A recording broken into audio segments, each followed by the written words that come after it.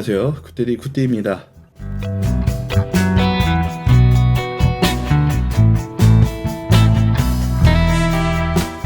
제가 휴가 기간 중에 감기에 걸려가지고 목소리 좀 안 좋아요. 아직 다 낫지 않아가지고 그래서 영상을 계속 못 찍고 있었는데 아무래도 명절 전이고 하니까 녹화하려고 했던 영상들 중에 하나 정도는 올려야 될 것 같아서 그런 생각이 들어서 녹화를 하고 있습니다. 아시다시피 저 같은 경우는 대본을 만들고 녹화를 하는 게 아니기 때문에 그때그때 상황에 따라 진행한다는 점 양해 부탁드립니다. 자, 이 화면은요, 제가 다른 계정을 통해서 한번 접근을 해봤어요. 그랬더니 이런 모습이구나. 그런 건 알게 됐습니다. 그러니까 이런 다른 계정을 통해서 나를 바라보는 그런 시선이 필요하기 때문에, 만약에 여러분들이 상품을 등록했다면 상품 등록한 것도 마찬가지예요. 내 계정으로 내가 판매하는 상품을 보는 게 아니라 전혀 다른 계정으로 내 상품을 모바일이든 PC에서 들어가서 어떤 식으로 노출이 되고 있는지, 어떤 식으로 상세 페이지가 보이는지, 썸네일이 보이는지 살펴보는 게 중요하다. 그렇게 보시면 돼요. 그래서 여기 이렇게 구독 안 돼 있는 거 보이시죠?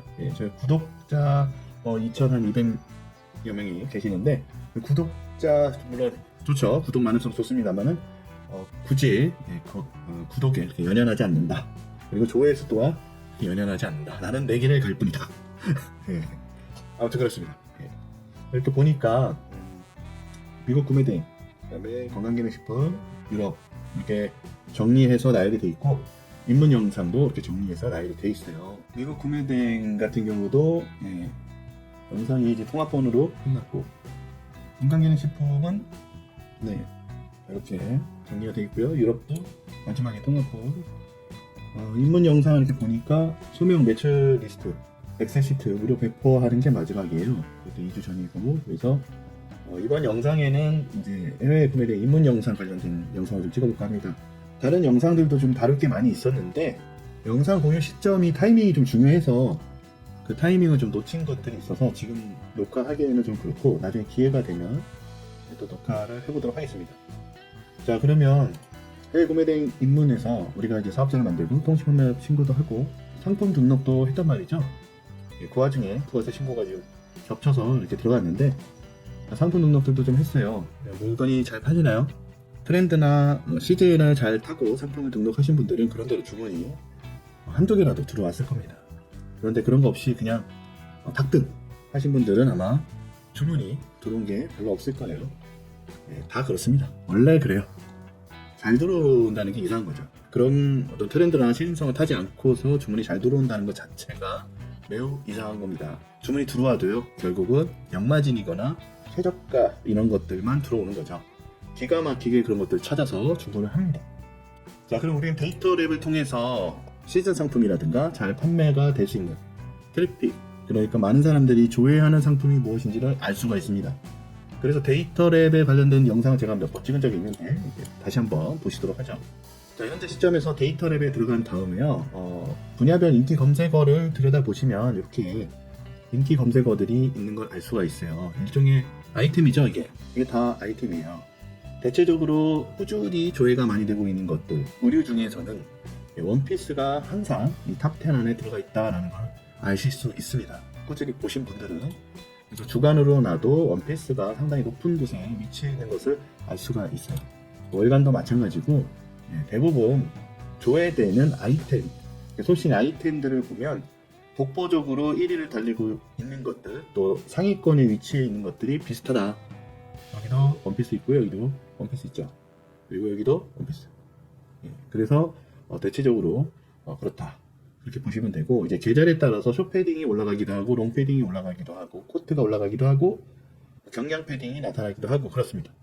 자, 이제 겨울이 끝나가죠. 이제 2월달이고 명절이 코앞이고, 그 다음에 이제 3월이 다가오고 있습니다. 그럼 3월은 뭐예요? 봄이잖아요. 봄에는 딱 봐도 우리가 겨울을 건너뛰고 추워지기 전, 또는 더워지기 전에는 어떤 것들을 많이 찾을까요? 그냥 상식적으로 생각해도 경량 패딩이라든가 숏패딩보다 경량 패딩, 그리고 원피스, 코트, 이런 가벼운 외투, 이런 것들이 좀 이제 상승을 하겠죠. 이제 쇼핑 인사이트에 들어가서요, 패션 의류에서 일단은 메인 카테고리를 기준으로 봤을 때 전체적으로 의류가 검색량이 높은 것을 알 수가 있어요.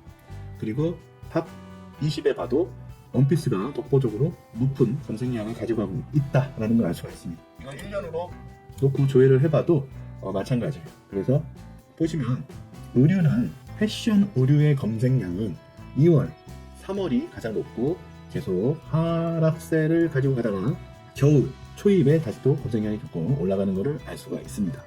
그러니까 봄이 될 때 그리고 겨울이 오기 전에 검색량이 많다. 그래서 의류를 다루시는 분들은 이 타이밍에 맞춰서 상품을 소싱하는 게 좋고 그리고 시즌성 상품은 그 시즌에 맞춰서 아이템을 찾아서 소싱을 하는 거죠. 이때는 아무래도 여름 의류가 검색량이 많겠죠. 자, 그렇다면 여기서 패션 의류가 전체적으로 이런 구성을 갖고 있다는 걸 우리는 파악을 해야 되고요. 여기서 여성 의류 들어가보겠습니다. 두 번째 조회를 해봤을 때도 아까 1차 카테고리 패션 의류를 기준으로 봤을 때 그래프가 비슷하죠. 비슷한 걸 알 수가 있어요. 그러니까 전체적으로 어떤 의류든 남성 의류를 검색해도 그래프가 비슷한 모양을 가지고 가고 있다. 왜? 패션 의류라는 카테고리가 전체적으로 이때 검색량이 많기 때문에. 그래서 여성 의류를 기준으로 남성보다 여성이 더 의류를 자주 구매하시기 때문에 전체적으로 그래픽도 남성 의류에 비해서 좀 위에 위치해 있죠. 그래프가 남성 옷에 비해서도 좀 위에 위치해 있어요. 남성 의류 그래프로 보면은 비슷한 그림을 가지고 있지만 50 밑으로 많이 내려가 있고 이때만 50 이상 올라가 있는 건 우리가 알 수가 있는데 여성 의류 같은 경우는 이 부분만 이 기간에만 50 밑으로 내려가 있다는 것은 전체적인 검색량 자체가 남성 의류보다 여성 의류가 더 높다라는 걸 우리가 알 수가 있습니다. 그래서 많은 사람들이 검색하고 구매할 수 있는 곳에 우리는 뛰어들어야 된다. 경쟁력이 강하고 높고 레드오션 이런 거 중요한 게 아니에요. 사람들이 많이 찾는 곳에 들어가야 우리가 판매할 수 있는 가능성이 높아진다라고 보시는 거예요. 여성 의류에서 한번 보겠습니다. 원피스 같은 경우 한번 보겠습니다. 자, 2월, 3월에 올라갔다가 다시 또 7월에 올라갔다가 다시 쭉 내려가죠. 이런 그래프를 그리고 있다. 이 말은 검색량이 전체적으로 높은 키워드이지만 봄에 그리고 여름에 상승하는 걸 알 수가 있다. 그 얘기는 이제 봄에 원피스라는 어떤 특징이 대체적으로 두꺼운 옷보다는 얇은 옷 위주로 돼 있고 여름에는 아무래도 좀 시원한 그런 옷들을 많이 찾겠죠. 그래서 계절을 봤을 때는 겨울보다는 봄, 여름에 좀 맞춰져 있다. 이렇게 보시면 되겠습니다. 자, 다른 거 한번 볼게요. 점퍼 한번 보겠습니다. 자, 점퍼류 같은 경우는 그래프가 이렇게 돼 있죠. 1년치를 봤을 때 다른 계절은 다 하락인데 겨울, 초입에 많이 검색된다라는 걸 알 수가 있어요. 그러니까 지금 점퍼류를 업로드를 하면 반응이 많다? 네, 적죠. 네, 낮을 수밖에 없죠. 이때 맞춰서 올려야 검색량이 많기 때문에 판매될 확률도 올라가는 거죠. 우리가 이 어떤 아이템을 소싱할 것인지를 이 그래프, 데이터랩의 이 그래프, 클릭량 추이를 통해서 알 수가 있는 거죠. 자, 그럼 여기서 또 다른 거 볼게요. 코트도 비슷한 그림을 그려가고 있다. 여기에 있는 인기 검색어는 지금 코트를 기준으로 검색했기 때문에 이렇게 나오는 거예요. 여기에 탑 1이라고 여성 코트를 검색한다? 네, 이것도 좋은 방법이긴 하지만 여성 코트를 검색했을 때 언제 주로 클릭이 이루어지는지를 우리 볼 수가 있는 거예요. 자, 2월, 3월이 가장 많죠. 그리고 쭉 바닥이었다가 겨울에 잠깐 반짝하고 다시 2월, 3월에 높은 걸 알 수가 있어요. 지금 이제 3월에 만약에 판매량을 좀 끌어올리겠다라고 생각을 한다면 지금 상품을 빨리 등록하는 것도 좋은 방법이죠. 하지만 그게 3월에 끝난다. 그렇게 보시면 되겠습니다. 사실 2월, 3월에 이렇게 클릭량이 올라오는 상품은 1월에 올렸어야 된다. 1월에는 올려야 3월에 반응이 온다. 이렇게 보시면 돼요. 자, 그럼 다른 거 한번 볼까요? 스포츠 레저에서 한번 보겠습니다. 자, 스포츠 레저에서 봤을 때 스포츠 레저도 전체적으로 봄 시즌에 검색량이 많고 그 다음부터 밑으로 쭉 떨어지는 걸 알 수가 있어요. 자, 그러면 이 상품은 언제? 1월에. 자, 우리가 그러면 3월에 좀 그래프가 지금 만약에 상품을 소싱하신다 그러면 지금 2023년 2월부터 24년 2월까지의 인기 검색어잖아요. 이 과거 데이터를 가지고 미래를 예측을 하는데 도움은 되지만 정답은 아니에요. 그래서 이런 것들은 참고로만 보셔라. 뭐 혹자든 여기서 소싱을 해라. 뭐 여기서 뭐 한 100위 정도 있는 걸 소싱이라 그러는데 그것도 좋은 방법이긴 하지만 참고로 해라. 제 의견은 참고로만 봐라. 그렇게 말씀을 드릴 수 있을 것 같아요. 자, 그럼 여기서 밑에서부터 2월, 3월, 4월 이렇게 쭉 올라가는 그래프가 있는 상품을 찾아야겠죠. 왜 네이버 데이터랩에서 찾냐? 뭐 아이템 스카우트라든가 셀러라이프라든가 다양한 것들이 있는데 결국은 그들이 가져오는 데이터는 네이버 데이터다. 만약에 네이버 말고 뭐 다음이라든가 뭐 구글이라든가 그런 다양한 사이트에서 국내 한국 사람들이 검색을 한다. 골고루 나뉘어져 있다면 구글 검색량이라든가 다음 검색량이라든가 네이버 검색량을 전부 다 들여다봐야 되겠죠. 그런데 우리 나라는 네이버가 거의 다 검색을 잡고 있다. 그래서 네이버 검색만 봐도 충분히 절반 이상은 추이를 알 수가 있는 거죠. 그래서 네이버 데이터랩을 사용하는 겁니다. 자, 그럼 여기서 스포츠 레저에서 우리가 등산을 한번 보겠습니다. 조회를 해보면요. 1년치를 조회해봤을 때 전체적으로 등산 관련된 카테고리 클릭량이 낮다가 가을에 상승하는 걸 알 수가 있죠. 등산하면 꽃이 언제입니까? 단풍이 지는 가을이잖아요. 답이 딱 나오잖아요. 그쵸? 캠핑 볼까요? 캠핑 같은 경우도 이제 봄에 검색량이 올라갔다가 전체적으로 내려가고 겨울에는 거의 없는 걸 알 수가 있어요. 자, 그러면 계절성이 뚜렷한 수영을 한번 볼까요? 자, 수영이 어때요? 네. 3월에 반짝 올랐다가 다시 내려갔다가 여름에 맞춰서 클릭량이 높은 걸 알 수가 있죠.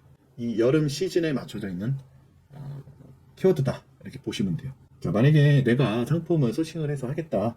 그러면 이 수영 키워드에 관련된 검색어 중에서 내가 다룰 수 있는 상품을 올리면 되겠죠.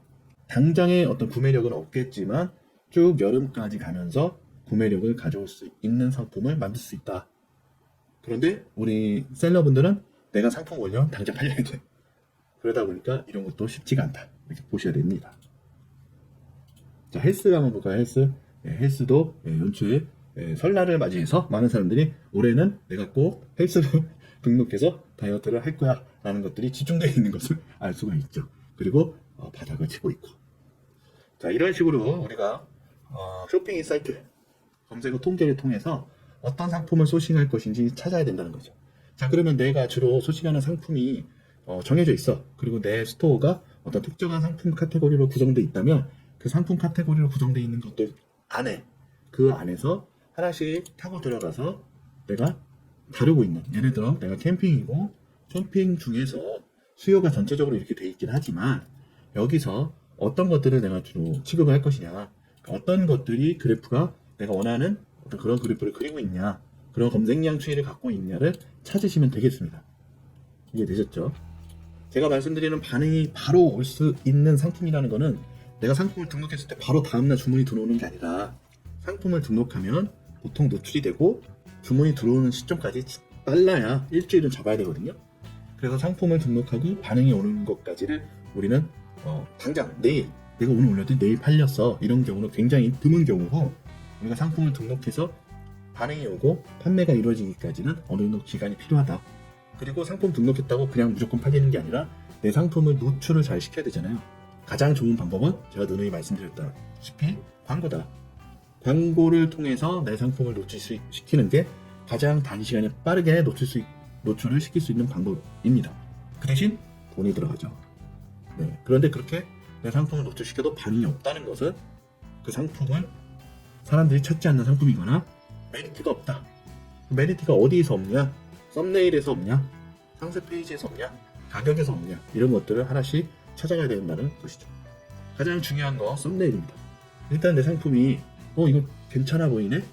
이런 끌림을 가져야 될 거 아니야? 끌림조차 없으면 사람들이 안 보죠. 클릭해서 들어갔더니 깔끔하게 사진들이 있어.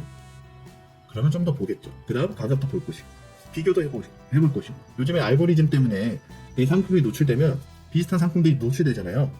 비교를 안 할 수가 없어요. 그리고 가장 중요한 건 뭐다? 리뷰.